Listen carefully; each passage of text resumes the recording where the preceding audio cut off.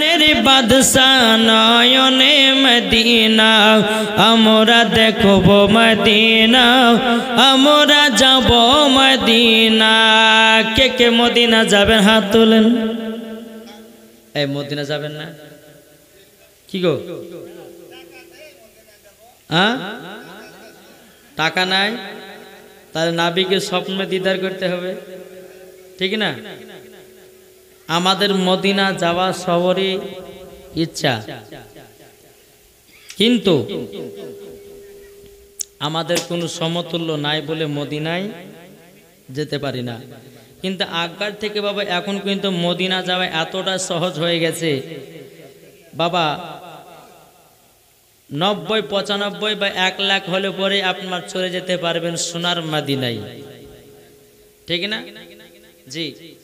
তো অনেকে মানুষ যদি যাওয়ার ইচ্ছা করে ইনশাআল্লাহ মদিনা যেতে পারবে, কিন্তু ভাই অতিরিক্ত ইকো হয়ে গেছে গো মাইকম্যান, অতিরিক্ত ইকো হয়ে গেছে, তো ভালো লাগছে না।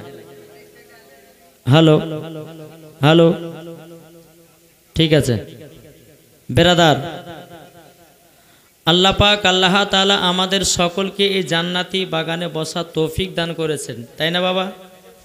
জি। তো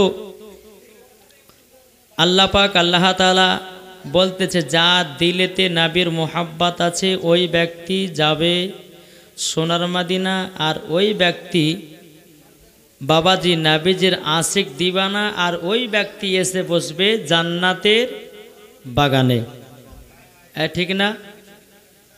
জি। তাই কো বলতেছে